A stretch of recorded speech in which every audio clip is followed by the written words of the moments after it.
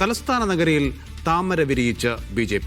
തിരുവനന്തപുരം കോർപ്പറേഷനിൽ ഇടത് കോട്ട തകർത്ത് ഏറ്റവും വലിയ ഒറ്റകക്ഷിയായി BJP ഭരണം പിടിച്ചെടുത്തു. 12 നഗരസഭ കൈവിട്ടപ്പോൾ പാലക്കാട്, തൃപ്പൂണിത്തുറ നഗരസഭകളിൽ ഏറ്റവും വലിയ ഒറ്റകക്ഷിയായും NDA നേട്ടമുണ്ടാക്കി. LDFന്റെ കുത്തക തകർത്തുകൊണ്ടായിരുന്നു പലയിടത്തും BJPയുടെ മുന്നേറ്റം. ഇടത് പാളയത്തെ ഞെട്ടിക്കുന്നതായിരുന്നു അക്ഷരാർത്ഥത്തിൽ തലസ്ഥാനത്തെ തെരഞ്ഞെടുപ്പ് ഫലം.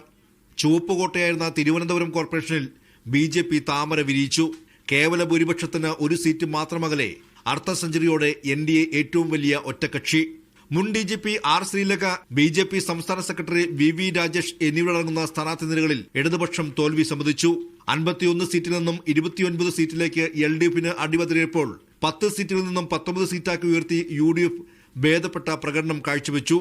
സംസ്ഥാനത്തെ എല്ലാ കോർപ്പറേഷനുകളിലും വിജയിച്ച ഡിവിഷനുകളുടെ എണ്ണവും NDAക്ക് വർദ്ധിപ്പിക്കാനായി. തദ്ദേശ പോരാട്ടത്തിൽ നഗരസഭകളിലും പഞ്ചായത്തുകളിലും NDA മുന്നേറി.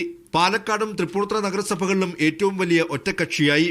അതേസമയം 12 നഗരസഭാ ഭരണം കൈവിട്ടതും BJPക്ക് തിരിച്ചടിയായി. സംസ്ഥാനത്താകമാനം ഭരണത്തിലിരുന്ന പഞ്ചായത്തുകളുടെ എണ്ണം 12 നിന്നും ഇത്തവണ 25ആക്കി ഉയർത്തി അടിത്തട്ടിലും BJP നില മെച്ചപ്പെടുത്തി. അഴിമതി രഹിത രാഷ്ട്രീയം, അഴിമതി രഹിത ഭരണമാണ് ജനങ്ങളുടെ ആവശ്യം. അത് അവരുടെ അവകാശമാണ്.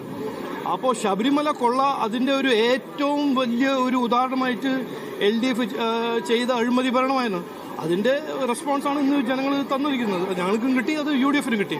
കോർപ്പറേഷനിലും നഗരസഭകളിലും ഇടതുപക്ഷവുമായുള്ള നേർക്കുനേർ പോരാട്ടത്തിലായിരുന്നു BJPയുടെ വിജയം.